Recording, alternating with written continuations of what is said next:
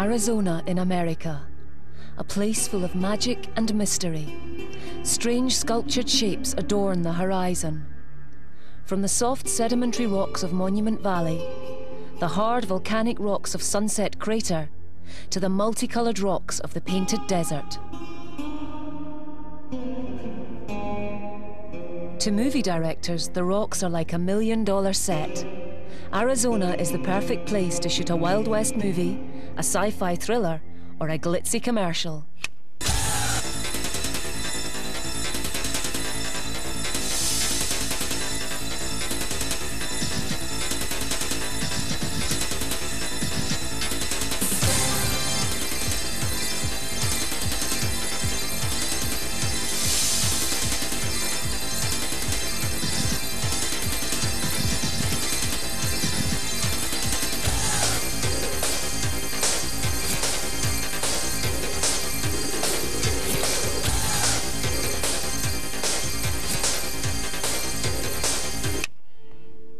When it comes to finding spectacular film locations, cue movie man Bill Kirkpatrick.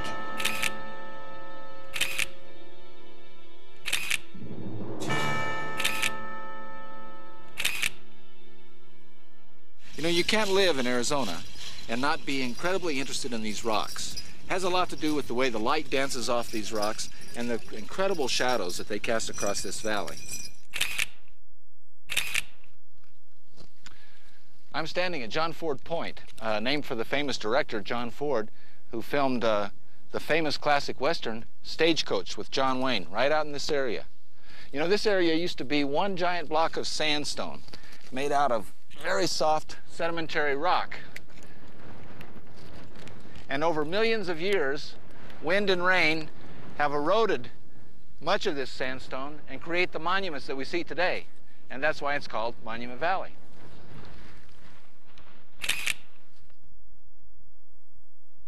It's obvious that over thousands and thousands of years, these rocks tumble down from up there. And eventually these rocks will erode further to become these small rocks that we find here in the sand.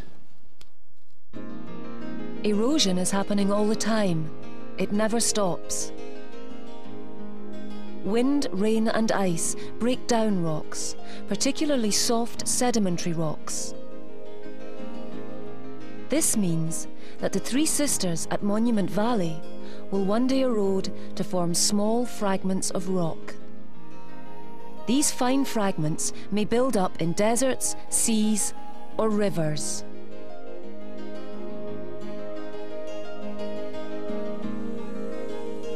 As more sediments accumulate, everything gets squashed together to form a new sedimentary rock. There are lots of different kinds of sedimentary rocks: sandstone and limestone, which is actually made from a mixture of sediments and seashells.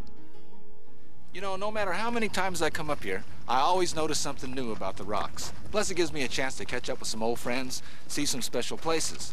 I'm up here scouting for a feature film, a commercial, and a documentary, so I think we better get this show on the road.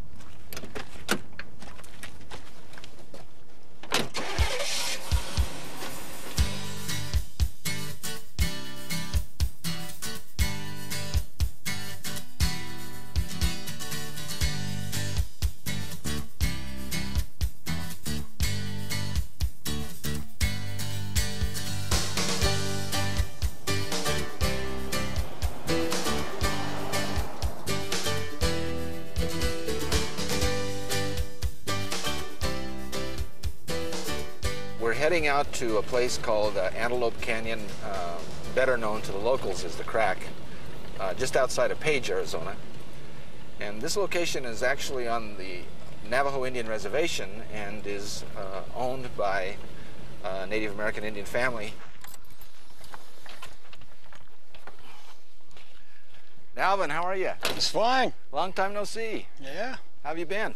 Just great. Good, good. How's Good it to see you. Yeah. Good to see you. Well, I've got another company that's interested in working out here. Yeah? We sent some pictures to the producers a couple of weeks ago. It's a science fiction film, and they're very interested. They want me to come back and take some more pictures specific to the script. Dalvin, so this really has changed here. It seems to be Higher. How did this happen? At one time, this area right here, you couldn't pass under it, but now you can walk underneath this sandstone right here. Wow. The water took the sand out from underneath, and it's dropped about 4 feet. Wow. So was that a torrential flood that made that happen? A flash flood. Flash flood. When it rains in the desert, it can be torrential. A lot of rain can fall in a short time, causing a flash flood. The force of water can carry away huge amounts of loose rock and sand. Dalvin, I know this is sedimentary rock here, a sandstone. But how did this actually happen? What happened here to make this like this? This was once a petrified sand dune is what it was. Then when we get water coming through here, this water coming through here, cutting this sandstone. When water moves fast, it creates what we call a whirlpool. Wow. And that spinning effect is what cuts the sandstone out. These half circles that you see all the way up through here. So it's like a washing machine. Yes, that's how it is. That's what it's like. And I noticed too that the lines sometimes are different directions on the sandstone. These lines here represent what we call the way this sand dune was being blown at one time. So you notice here, the line goes up from here to here. So this was a different time. Yes, this was a different time. Sand dunes move in layers. Wow. Move in layers, and the wind blew this in here, so it packed that way. That's incredible. And like these lines that you see, you notice how they go all the way up like that. And that's how it was done, that way. Amazing.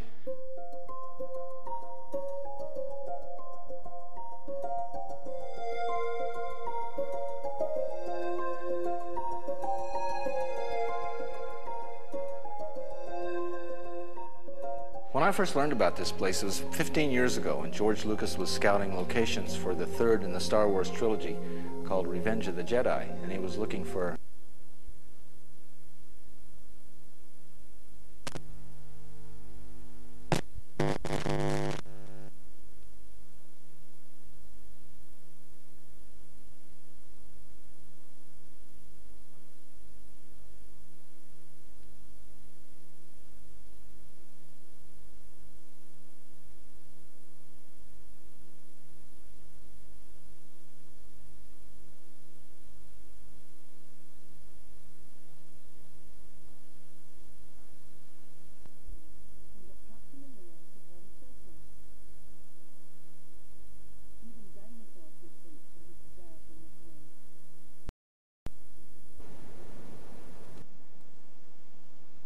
these giant trees that have turned to stone. Now, it's pretty obvious that there were giant pine forests somewhere nearby, with some trees, judging by the length of these trunks here, that were over 75 meters high. Now you look around, there's not a tree in sight. We know that there were Native American Indian tribes that lived in this area, and they used to build their houses, make arrowheads and other tools from this material.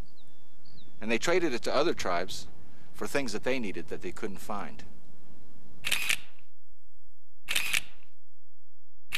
Hi, may I help you? Oh, hi, my name's Bill. I'm with the Arizona Film Commission. Hi, Paula. I'm a ranger here, and I'm checking on your permit. Paula, I checked with the ranger station when I came in. I'm working with a client from overseas that's attempting to do a documentary on fossils and geology. And I couldn't think of a better place to start than right here. This is a great place to see fossils. I grew up not far from here, and I've been through here hundreds of times. But I've never really understood what made these trees turn to stone. Could you explain that to me? Sure. Like this one right here? This huge area was once a large basin that had a river system coming through it. So these didn't grow here? That's correct. They were brought down into this area by that river system. Oh, I see. These logs were then buried by the sediments that also came down the river system during the flooding times. And this covering of sediment kind of suspended these trees, and they didn't deteriorate very quickly because there wasn't a lot of oxygen available. This is altered volcanic ash. This mixed with the sediments that covered the trees. Volcanic ash also provided the silica, or the mineral that penetrated the trees that finally caused the trees to petrify.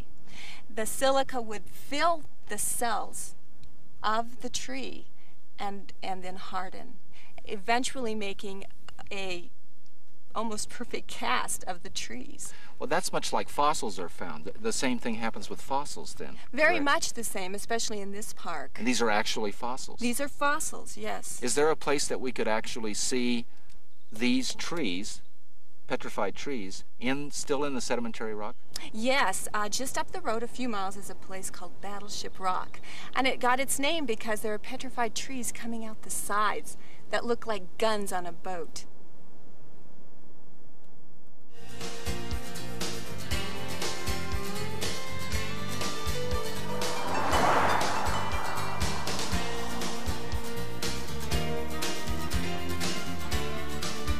I'm on my way to Sunset Crater to photograph it as a potential location for a science fiction film. The film is about a volcano, and they need lava flows and a place where a cast of thousands can hot-foot it down mounds of ash.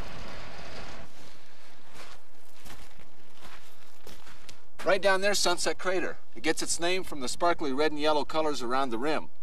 You know, hundreds of years ago, that was an active volcano.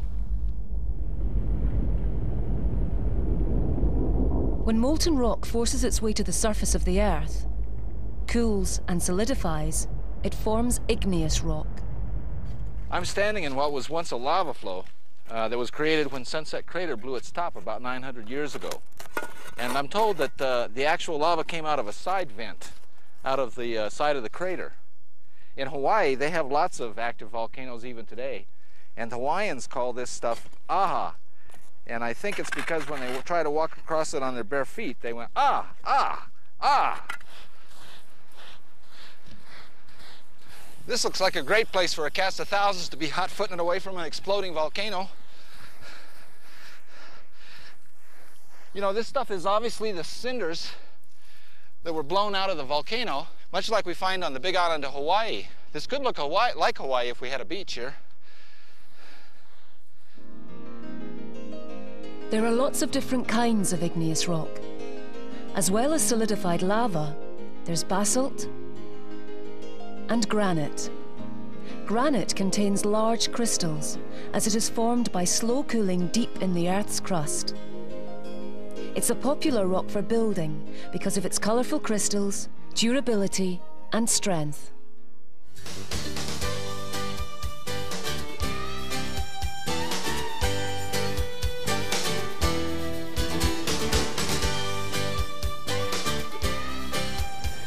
Isn't this place beautiful? There's every color in the rainbow out here. Looks like somebody just came through and painted it with a brush. The black colors are caused by manganese. The other colors are iron oxides. The Navajo Indians that live in this area come out here and gather up the various colors of sand and create sand paintings that are very popular here in the Southwest. They also use the different colors of sands in many ceremonies that are indigenous to their culture.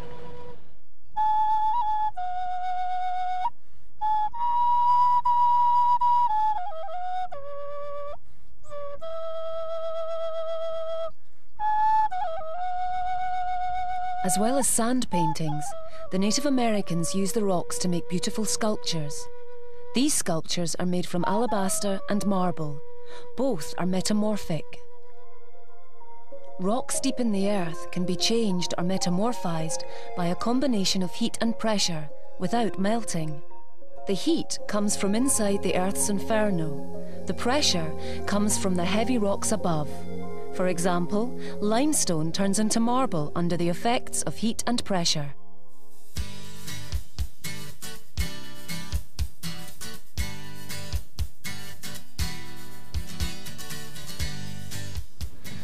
Sedona is one of my many favorite places in Arizona, primarily because of the beauty up here. The red rocks, which get it's sedimentary rock, which gets its color from iron oxide. This place is an extremely popular area for film companies to shoot. Many years ago, Elvis Presley actually came here to star in a picture called Stay Away Joe. I'm on my way to see a sculptor friend of mine who I hope is going to make some statues for a commercial to be shot in Marble Canyon here in Arizona. I'm not sure which rock she's going to use. These statues have to be done in a hurry, as is the usual case in the film business. Hi, Joanne. Hi, Bill. It's good to see you. Same here. You got my message about the Greek marble statues, right? Yes, I did.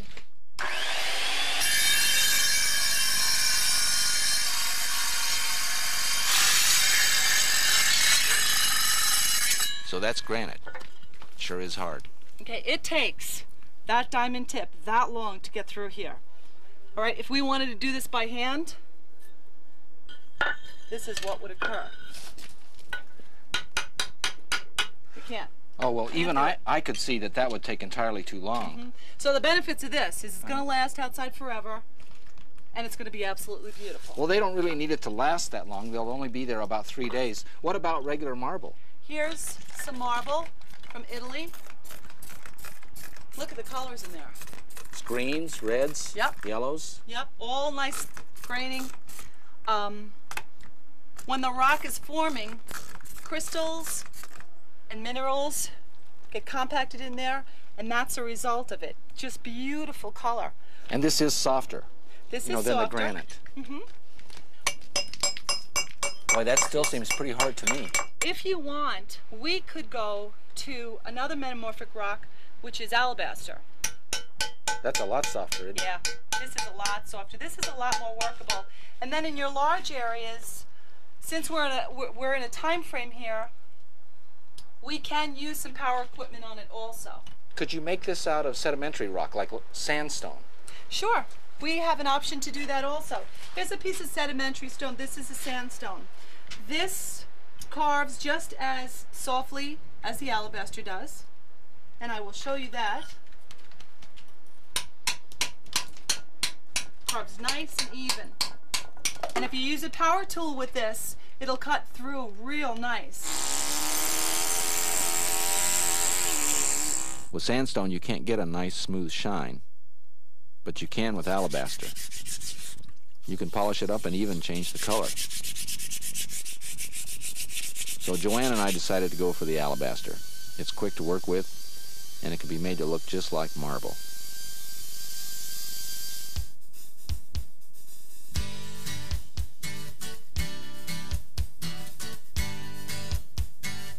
Well, I'm headed back to the office now after several days of scouting for a number of projects. I'll probably get back and discover that I have to turn around and leave right away, because there'll probably be a Japanese company that wants to put a car on the totem pole in Monument Valley, or somebody that needs some beauty shots of an automobile in Sedona.